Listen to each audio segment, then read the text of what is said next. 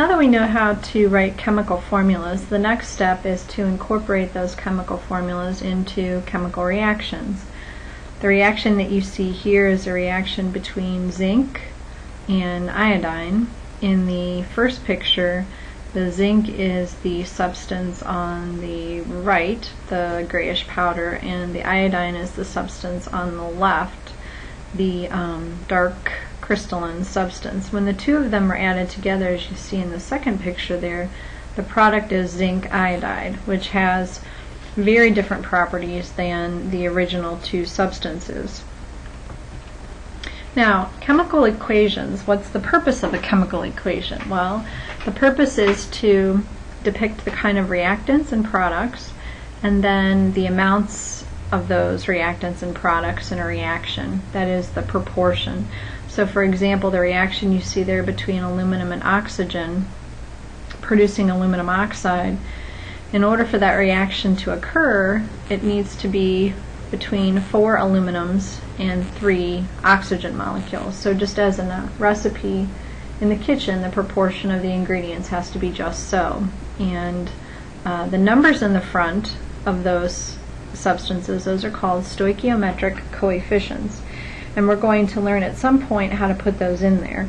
But we're first going to take a look at the different parts of the equation. The letters in that balanced equation, the little s in parentheses, the g in parentheses, those refer to states of matter. So the aluminum would be a solid, the oxygen would be a gas, and then the aluminum oxide that forms would be a solid. Now, chemical reactions occur usually when bonds between atoms are broken and then reformed on the product side. Typically, chemical reactions will involve changes of matter. So you may start out with 2 gases and end up with a liquid as your product.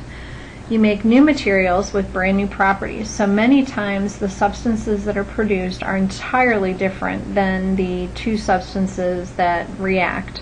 And then there are accompanying energy changes. So some reactions, when they happen, produce energy, and some reactions actually use energy to go.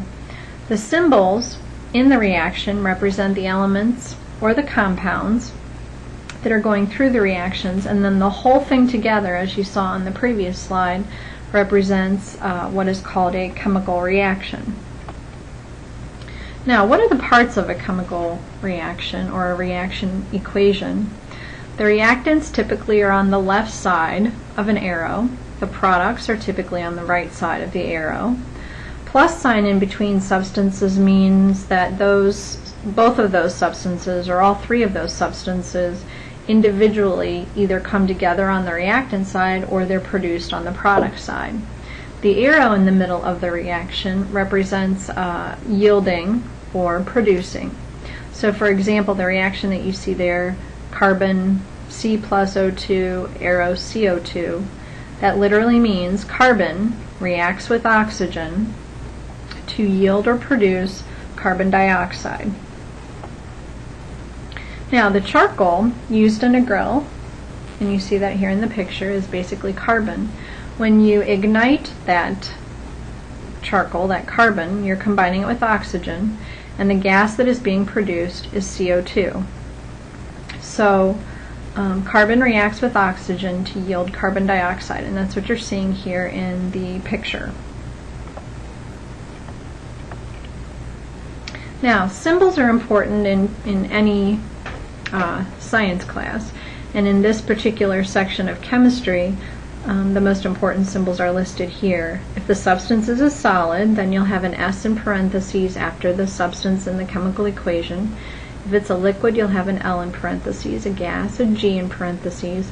If the solid has been dissolved in water and it has been made into a solution, you'll see a Q in parentheses.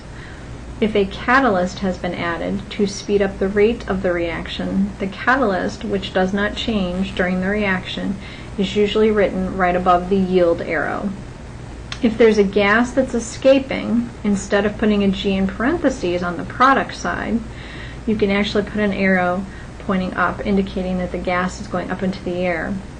If there's a change of temperature at all, you can put the delta, the triangle, and that typically goes over the arrow. So these are the basic parts of the chemical equation. We'll look next at how to balance them.